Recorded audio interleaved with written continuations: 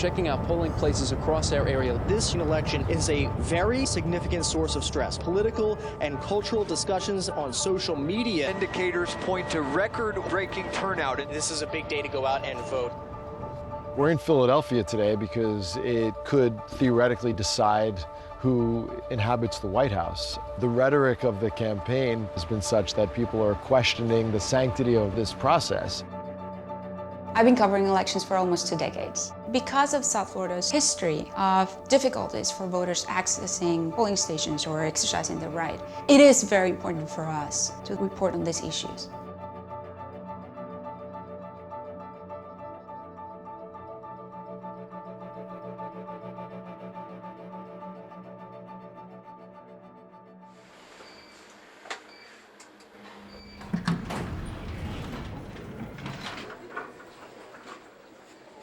Most newsrooms ask a very important question on Election Day, which is, who won?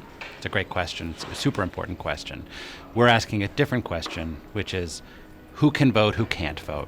Where are there problems that are preventing people from being able to vote even though they're eligible?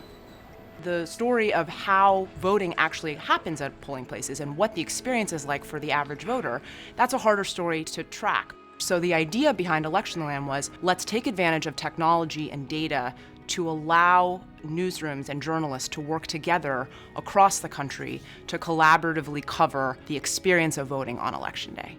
What's actually happening at the polls? I've covered Election Day all around the country, and what I would used to do is look at a map and then just drive around to various schools because that's where polling places are, to see if people had any concerns or to get a sense of what voters were thinking about and talking about that particular day. It was a little bit of serendipity of being present at the right time, the right moment where problems would happen. There are 1,100 journalists working on Electionland, either here in New York, out at local newsrooms, or in the journalism school. So it's an enormous coalition. We're not covering politics, we're not covering the candidates. This is about voting.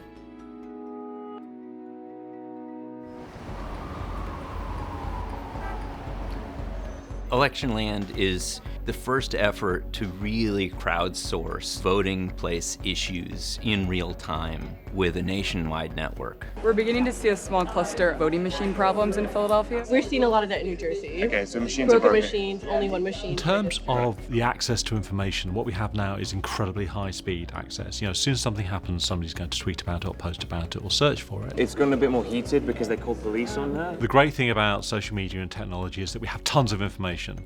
The problem is that there's almost too much, and you don't know what's verified, what's true, what's misinformation. We're sorting signal from noise. All those tips are being brought in. Professional journalists are then looking at where they came from, who the source was. Well, they were able to verify it. It would help if we could find out where it was. Yeah, I think it's in the Philadelphia area because I've got a link to Philadelphia at the moment. Before you put it in, can you just double check? All of that data will go through a desk called the Catcher Desk, and they'll take the social media data that's been verified, other data sets that are coming in, look for big problems, and then pass those through to our reporters who are here writing, as well as about 450 local journalists to follow up on and hopefully publish or air a story in time for the polls still to be open. Hi Teresa, this is Paul from ProPublica in Electionland. The issue is lack of Spanish language assistance in polling places in Miami area. Okay. I'm including a link to his post on Facebook. Perfect. Okay? Okay. Thank you. Data is very valuable because it informs our actions. Everything that is presented through Electionland has been verified already. We do another layer of verification. There was somebody that explained. Somebody's playing. Seems to be pretty smooth, at least in the polling stations that we've been to. It looks like that situation that we got the tip was an anomaly instead of a recurrent pattern. Is that the woman over there with her daughter? Yeah, she went home, she made signs. We came to this ward in South Philly because we got a tip, and we didn't hear of any intimidation, but we did see a bit of a confrontation over signs. Yeah, you can tape them on the outside of the fence. You just can't have them inside because they're not official signs. Is that a Philly law or the yes, rule well, for the basically it's for any polling place, really. There's almost 1,700 voting places in Philadelphia. And Pennsylvania being a swing state, it can certainly change the election, which is why even these isolated incidents are important to keep an eye out for. The tone of the election makes me concerned that things could be uglier than normal on the streets, and that has not happened, at least in any sort of significant way.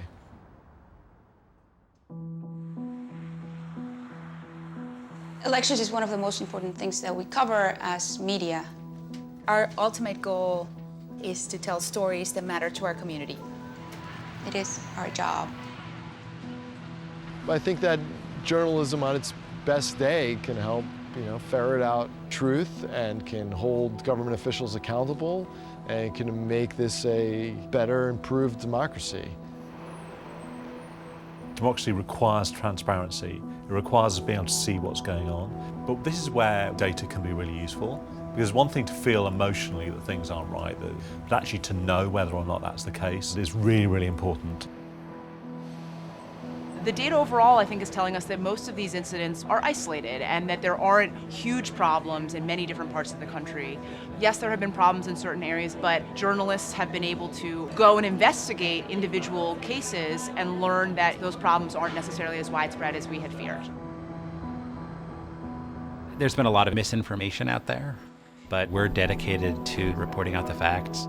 And we're focused on making sure that the truth is what comes out in our reporting and in the reporting of our partners.